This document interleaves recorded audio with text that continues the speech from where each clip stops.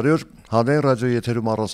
հաղորդաշարի հերթական թողարկումն է, ես Լևոն Սարդարանն եմ խոսել եւ խոսելու ենք խնդիրների մասին, որոնք ուզում են կամ պետք է ուզեն հասարակությանն, այսօր իմ զրուցակիցն է քաղաքագետ Էդգար Վարդանյանը, բարև ձեզ։ Բարև ձեզ։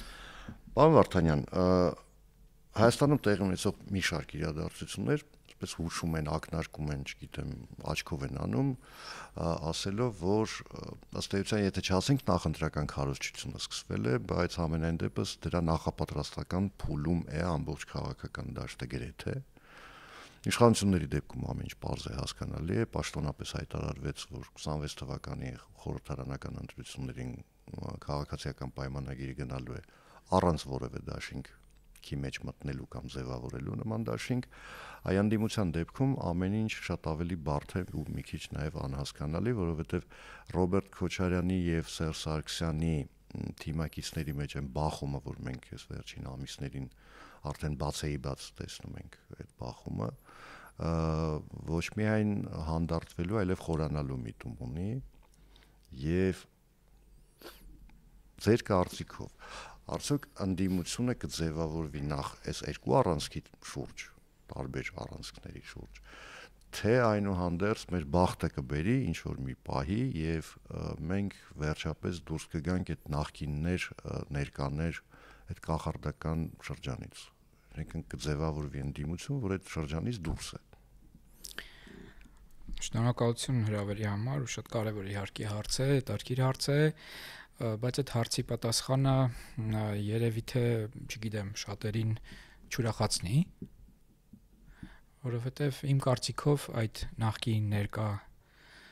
այդ հակամարտությունը, այդ դիսկուրսը դեռևս գերիշխող է լինելու նոր ընտրությունների, այսինքն գալիք ընտրությունների ժամանակ եւս։ Եվ ինչու, որովհետև մի կողմից կա քաղաքացիական պայմանագիր, իշխանական ուժ, որը բոլոր, այսպես, քննադատությունները հաշվի առնելով, բոլոր վերապահումները հաշվի առնելով, ընդունել է օրենք, ըստ որի մենք գնում ենք Եվրամիության անդամ դառնալու ճանապարհով, խորացնում է հարաբերությունները արևմտյան մի շարք երկրների հետ, Եվրամիության հետ, իրականացնում է որոշակի բարեփոխումներ, որոնք էլի բոլոր վերապահումներով հանդերձ այնուամենայնիվ առաջընթաց են, այսպես ասած, նախկին ռեժիմի շրջանակներում արկա իրավիճակի հետ բանը, եթե հետ համատենք,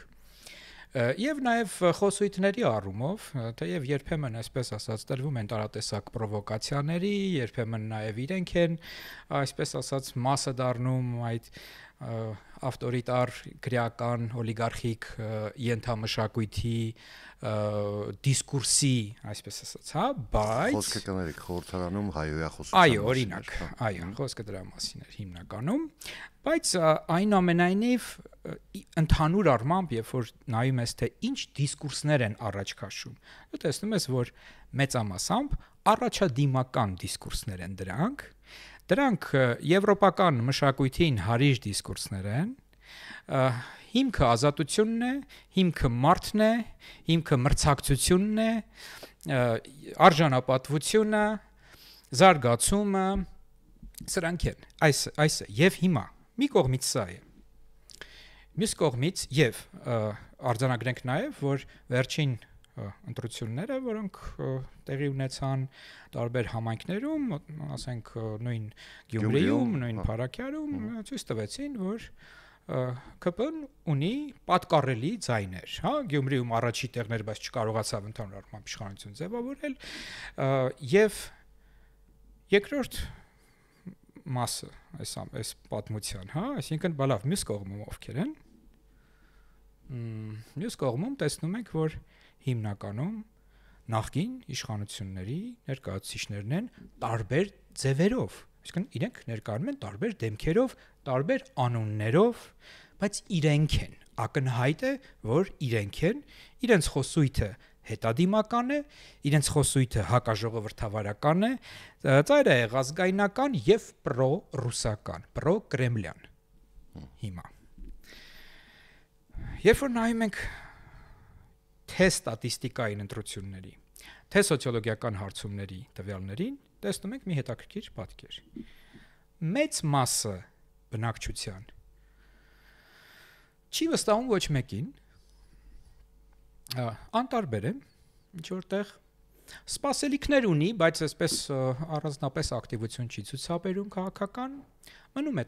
տանը, եւ ստացվում է այնպես, որ փոքր մասը հասարակության գնում է ընտրությունների, այդ փոքր մասի մի զգալի հատվածը, պատկառելի հատվածը ձայնը տալիս է քաղաքացիական պայմանագրին, ասենք 35%, դա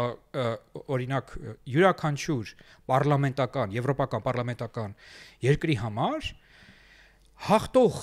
կուսակցության համար 35% ցուցանիշը, դա շատ բարձր ցուցանիշ է։ Հաղթում են առաջի տեղով անցնում են, 25% սովորաբար, մի քիչ ավել, չէ, պակաս եւ այլն։ Եվ տեսեք, մի փոքր մասն էլ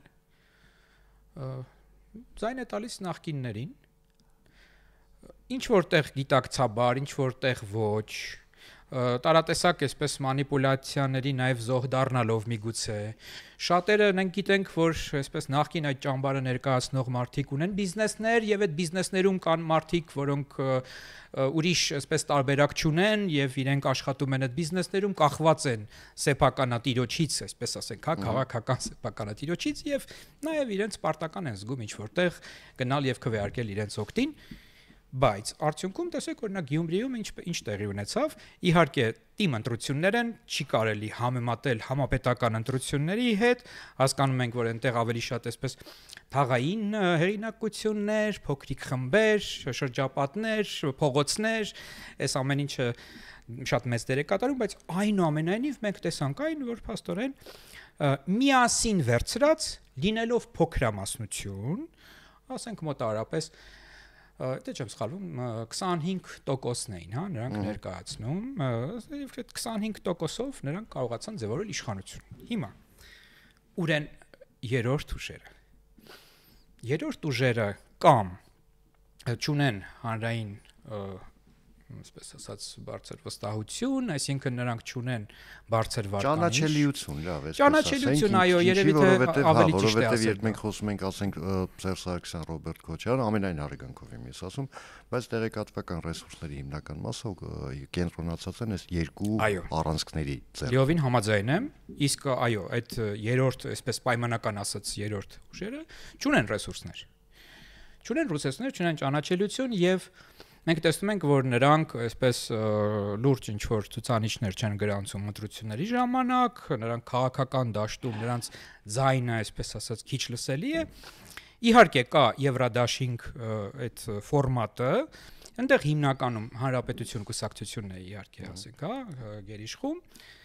եւ նաեւ գիտենք, որ Երևանի ընտրություններում նրանք ըստ էության, այսինքն լուրջ հաջողություն են գրանցել եւ հիմա կոալիցիոն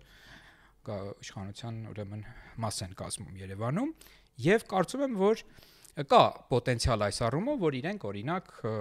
ընտրությունների ժամանակ հայտնվեն խորհրդարանում դրա մասին դեռ խոսենք ինչ տարատեսակ կոնֆիգուրացիաներ կարող է լինել հա բայց ուզում եմ ասել միևնույն է հիմնական պայքարը փաստորեն քաղաքացիական պայմանագրի եւ ինչ որտեղ միգուցե նրանց սատարող ուժերի հա միջև է որոնք իհարկե նորից իրանք հիմա չունեն այդ ճանաչելիությունը բացի հանրապետություն կուսակցությունից ըստ էության այո մնացած բոլորը այդպես ճանաչելի չեն չընդհատեմ ուղղակի լրացնելու կարգով եմ ասում տեսեք երբեմն այնպիսի տպավորություն է որ գործող իշխանությունը ձեռնտու է այն ընդդիմությունը որը հիմա կա ինստիտուցիոնալ ընդդիմության մասին է խոսքը իսկ ինստիտուցիոնալ ընդդիմությանը ձեռնտու է որ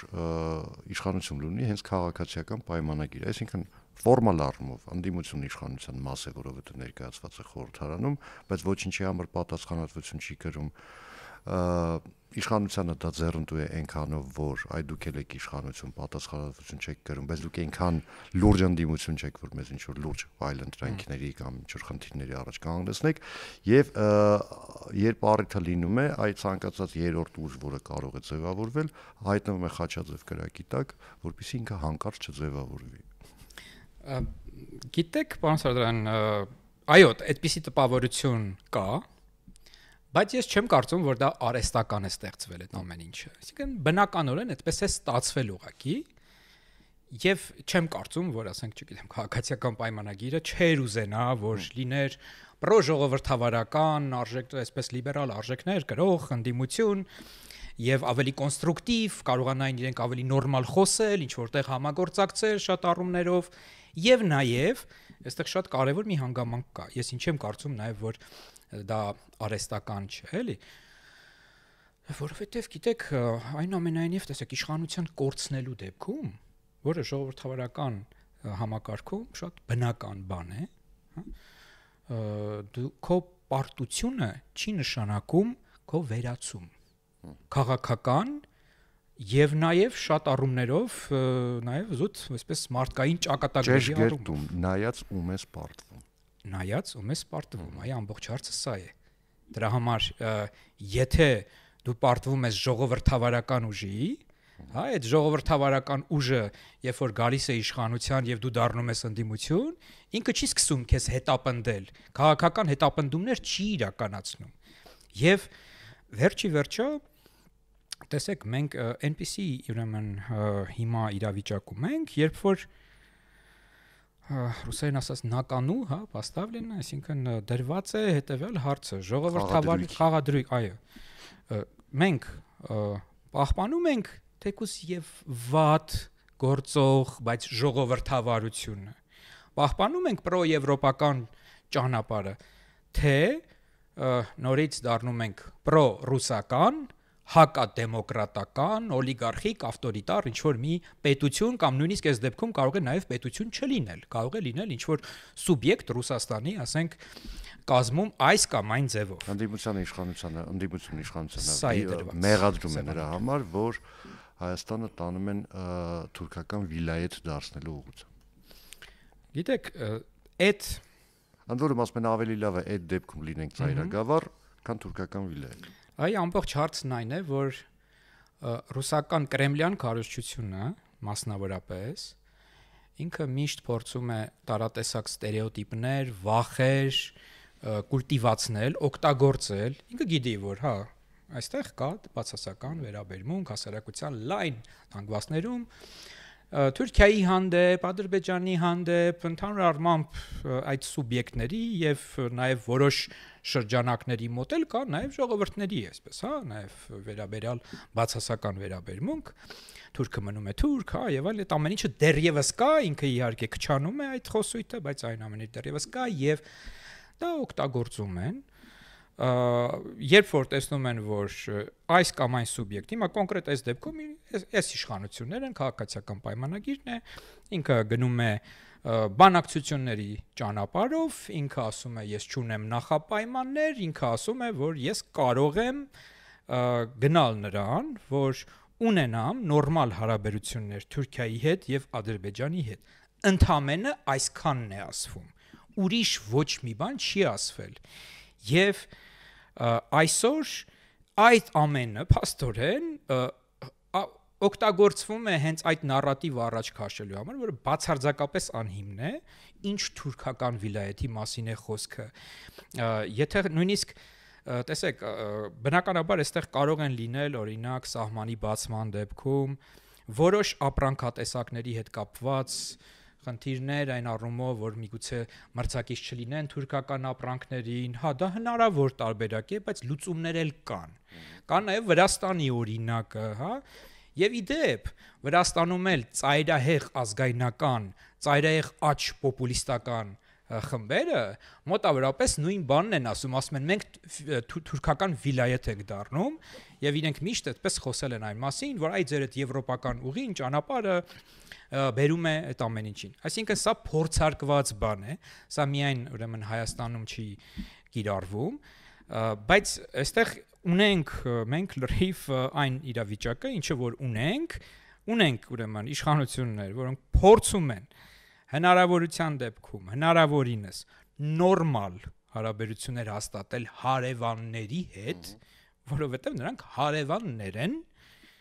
որովհետև նրանք ճանաչված պետություններ են, եւ իրենց միջոցով դու կարող ես նաև հարաբերվել այլ պետությունների հետ, դու կարող ես առևտուր անել եւ շահույթ ունենալ, եւ վերջի վերջո դու դրա արդյունքում կարող ես ունենալ ստաբիլություն եւ խաղաղություն։ Բայց այստեղ հարց է առաջանում։ Այդ ձեր ասած հարևաններից առնվազն մեկը Այո։ Հայաստանի Հանրապետության ճանաչված պետության տարածքային ամբողջականությունը չի ընդունում։ Առնվազն։ Տեսեք, ամեն դեպքում հայտարարել են, որ ընդունում ենք։ Ալմաթի հռչակագիրն են մեջ բերում, խոսք Ադրբեջանի մասին է։ Մենք ուրեմն ստորագրել ենք նաև համապատասխան այդ կանոնակարգը սահմանագծման եւ սահմանազատման հետ կապված, այնտեղ էլ ուրեմն Ալմաթի հռչակագրի նեղումներ կան, այսինքն փաստաթղթային նաև առումով իրենք ընդունում են տարածքային ամբողջականությունը։ Փաստաթղթային առումով այլ բան է, բայց կներեք փաստաթղթային, եթե հռետորաբանության տեսակետից եք ասում։ Հենց այսօր Ալիևը հայտարարել է, որ Զանգեզուրը դա անարդարեցիորեն Ադրբեջանից փոկված տարածք է, որը Այո, բայց տեսեք, այս հայտարարությունները իհարկե մեզ պետք է որոշակիորեն մտահոգեն։ Իհարկե մենք պետք է սրա մասին խոսենք, պետք է նաև խոսենք եւ խոսում ենք, կարծում եմ, Արևմուտքի հետ, տարբեր գործընկերների հետ, ոչ միայն Արևմուտքի, որ այ տեսեք, արդյոք դուք դիտարկում եք, որ սա կառուցողական բան է։ Միգուցե ձեր գործընկերային հարաբերությունների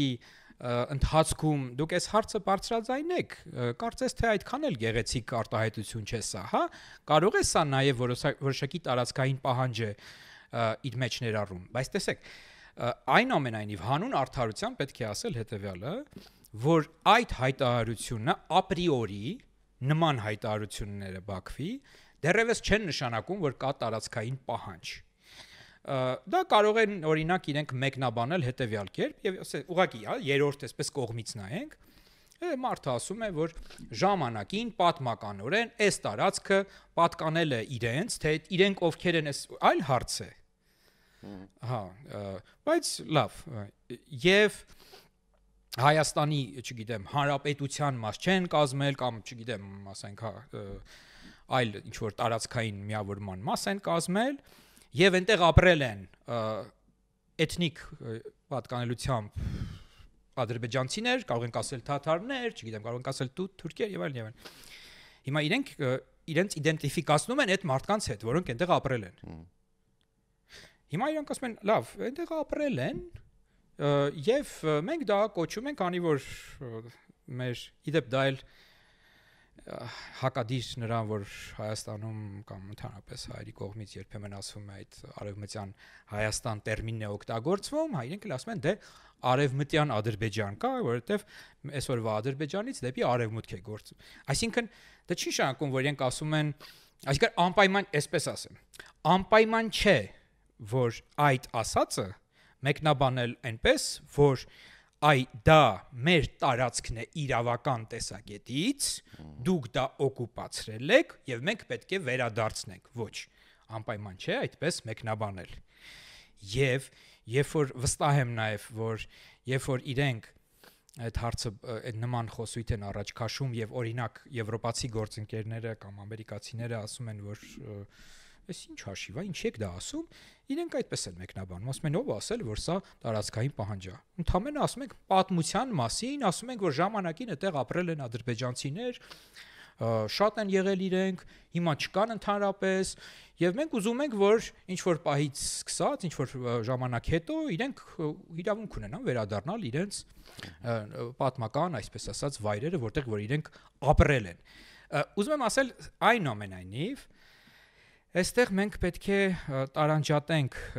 այսպես հռետորաբանության որոշակի շեշտադրումները, տարանջատենք նաև նրանից թե ինչ կա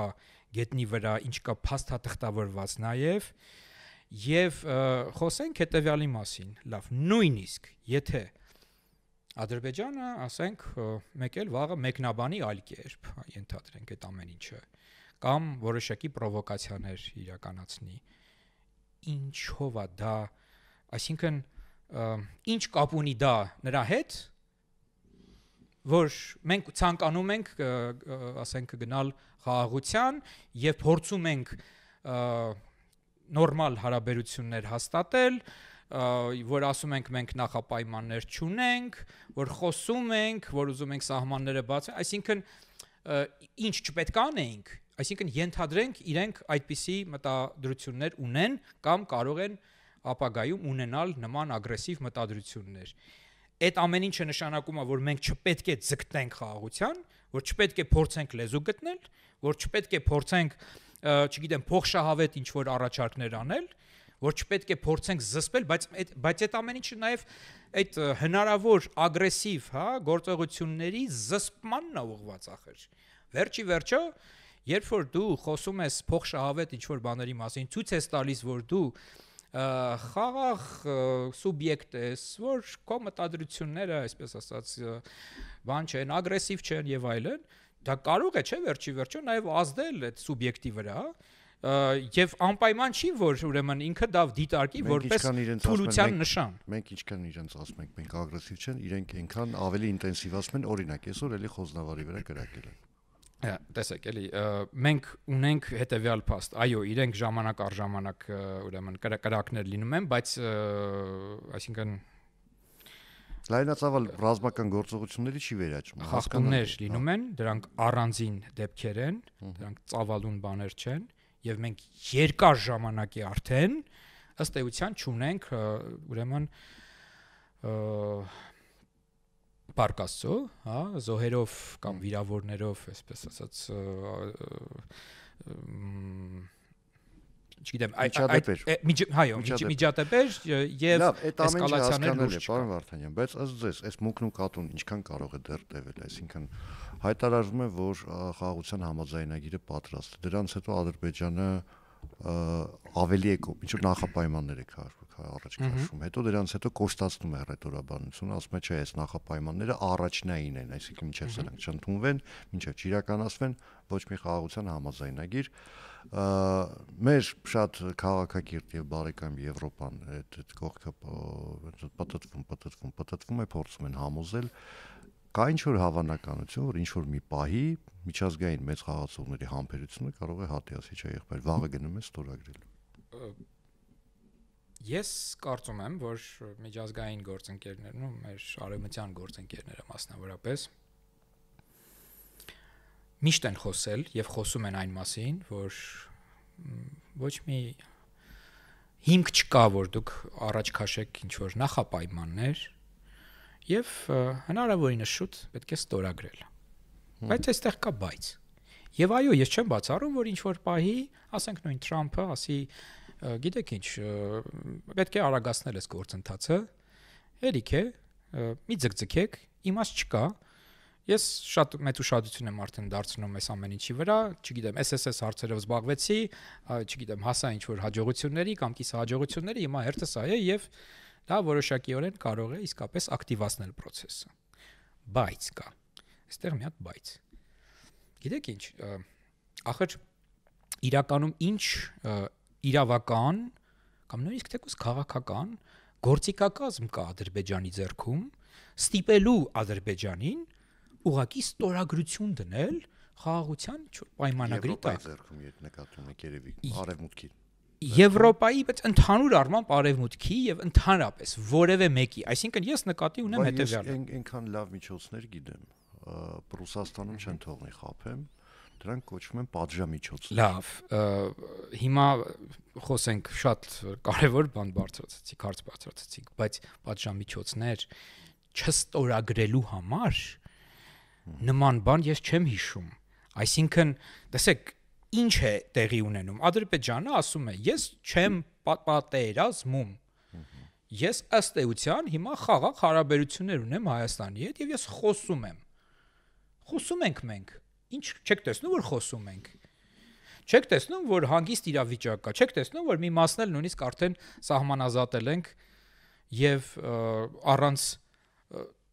մարտական լուրջ ինչ-որ զենքերի սահմանապահներ են կանգնած։ Առաջընթացը սա։ Ստորագրելը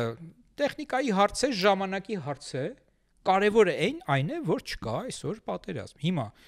միայն այն բանի համար, որ միջպետական ինչ է իստեյության, միջպետական հարաբերությունների հաստատում, չէ՞, ասենք նորմալիզացիա, միջպետական հարաբերությունների հաստատում։ Հիմա այդ փաստաթղթի տակ ստորագրություն չդնելու համար պատժամիջոցներ չեն լինի։ Լինում են օրինակ Եվ Ադրբեջանը գիտի դրա տարածքը մասին։ օկուպացնելու համար, ըստ էության դա կարող է դառնալ ֆորմալ առիթ։ Հիմա օկուպացնելու հետ կապված այո, դա կարող էր լինել հիմք, բայց դա էլ հիմք չեղավ, որովհետև վերջի եկան են մտքին արևմուտքում, որ եթե ես հիմա պատժամիջոցներ կիրառեմ այս ամեն ինչի համար, դա ինչ է տալու Ադրբեջանը դրա արդյունքում արդյոք ավելի կառուցողական է լինելու, դժվար թե եւ արդյոք ես այս դեպքում միգուցե եւ կորցնեմ հնարավորությունը ապագայում նորմալ հարաբերություններ հաստատելու նպաստելու առումով, հա, այսինքն ինձ չեն դիտարկի արդեն որպես մեդիատոր կամ թեկուս մեկը, որը կարող է նպաստել հարաբերությունների հաստատմանը եւ նաեւ ես կարծում եմ, որ հաշվի են առնել նաեւ այն հանգամանքը, որ որևէ բնակավայր օկուպացված չէ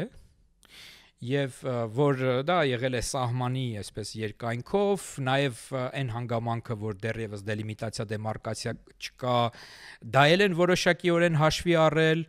թեև հստակ օրինակ կոնկրետ Ֆրանսիան շատ հստակ ասել է, որ այս տարածքները Հայաստանի Հանրապետության տարածքներ են եւ դելիմիտացիան եւ դեմարկացիան ավելի շուտ բացակայությունը դեմարկացիա եւ դելիմիտացիայի հիմք չէ, որ ասենք սահման չկա եւ դա Հայաստանի տարածք չէ։ Այսինքն ֆիքսել են դա, բայց հաշվի առնելով այս իմ նշած բոլոր հանգամանքները, պլյուս դրան այն, որ նաև Ադրբեջանը դիտարկվում է որպես էներգառեսուրսներ մատակարարող երկիր եւ որպես որոշակիորեն այսպես այդ ռուսական ուղղության մասնակի այլընտրանք, դե այդտեղից էր պետք։ Սա էլ է դեր խաղացել բնականաբար։ Ասեցինք, որ գանք հիմնականին։ Հա, բայց այդ բոլոր հանգամանքները այնուամենայնիվ ես կարծում եմ դերակատարում ունեցել են եւ եթե օրինակ բնակավայրեր օկուպացվեին, կարծում եմ, որ վերաբերմունքը այլ էր լինելու եւ այլ կլինի, եթե Ադրբեջանը գնա հանկարծ այդպես, չգիտեմ, պրովոկացիաների, այդպիսի ավանտյուրաների հանկարծ ճանապարհով։ Չգիտեմ,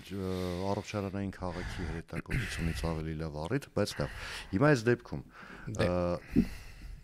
այստեղ հարց է առաջանում, ընդ որում նույն անդիմությունը այդ հարցը պարբերաբար տալիս է։ Այդ դեպքում Հայաստանի եւ Արևմուտքի խորացող գործընկերության իմաստը որն է։ Այս մարդիկ միևնույնն է ոչինչ չեն անում։ Արևմուտքի եւ Հայաստանի խորակցող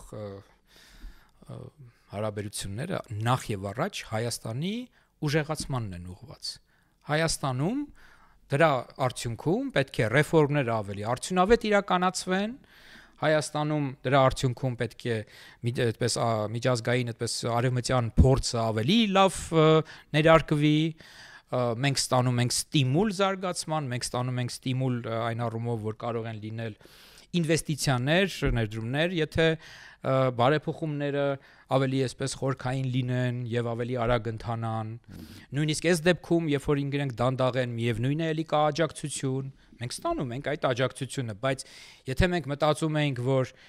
մենք չգիտեմ, պետք է դառնանք ՆԱՏՕ-ի անդամ, բայց նման բան չկար, չէ՞, այդպիսի օրակարգում նման հարց չկա, ոչ մեկ դա չի էլ քննարկել, բա ինչ ենք ուզում, այսինքն ունենք Միացյալ Նահանգների հետ ստրատեգիական այդ հարաբերությունները, partnership-ը, ունենք Ֆրանսիայի հետ լրիվ ունիկալ հարաբերություններ, լինելով հապկ անդամ, իհարկե սառեցված անդամ, բայց միևնույն է, ֆորմալ առումով մենք դեռևս այնտեղ ենք, մենք ՆԱՏՕ-ի անդամ կարևորագույն պետություններից մեկի հետ առնվազն ունենք շատ լուրջ ռազմատեխնիկական համագործակցություն, շատ լուրջ։ Եվ այդ ամեն ինչը կարող է խորանալ, եւ այդ ամեն ինչը կախված է նաեւ նրանից, թե Հայաստանը որքան այսպես խորքային եւ որքան արագ կգնա ընդհանուր առմամբ դեմոկրատիզացիայի ճանապարհով, բարեփոխումների ճանապարհով եւ խաղաղության ճանապարհով։ Այս ամեն ինչը նաեւ, տեսեք, Հայաստանի այդ կոնստրուկտիվ դիրքորոշումը կարեւոր է նաեւ այդ տեսակետից, որ արևմուտքը նաեւ տեսնի, որ Հայաստանը այդ քայլը անում է, ինքը չի սրում իրավիճակ, ինքը խնդրեմ ստեղծող չէ, ինքը գլխացավանք չի ստեղծում նաև նույն արևմուտքի համար։ Իսկ այս դեպքում, գիտեք, այլընտրանքը որն էր, էլի վերադառնանք այն մեր հարցին։ Հա, լավ, ասենք Ադրբեջանը ապակառուցողական է, ենթադրենք իրենք ինչ-որ պլաններ ունեն եւ այլն, եւ ինչ։ Կարող է Հայաստանը զուգահեռ չի զբաղվում կամ դա արդյոք դա նշանակում է ուրեմն բանակի ամրապնդմամբ չպետք է զբաղվեն, ոչ։ Բնականաբար պետք է զբաղվել եւ զբաղվում են, այլ բան կարողանում են արդյոք արդյունավետ այդ ամեն ինչը անել, արագ անել, սա այլ հարց է, բայց դա այդ հարցի հետ կապ չունի։ Ուզում եմ ասեմ, այս հարցերը, որ իրար հետ խառնում են շատ հաճախ, իմ կարծիքով մանիպուլատիվ նպատակներով է արվում եւ անտեղին ես հասկանում եմ, որ այստեղ կան օբյեկտիվ որոշակի հանգամանքներ, ես հասկանում եմ, որ այս ամեն ինչը կարծես միակողմանի մի բան, հա, այսպես ուղղություն լինի, որովհետեւ խաղաղության համար երկու կողմեր են պետք բնականաբար, այո։ Հա, բայց մյուս կողմից էլ չտեսնել այն, որ կա առաջընթաց, կա որոշակի այսպես հանգստություն սահմանին եւ այլն, դա էլ չի կարելի։ Շնորհակալություն զրույցի համար, հիշեցնեմ այսօր իմ զրուցակիցներ քաղաքագետ Էդգար Վարդանյանը, ես Լևոն Սարդարանն եմ, կհանդիպենք արդեն վաղը նույն ժամին, նույն վայրում, հաջողություն եւ համբերություն բոլորիս։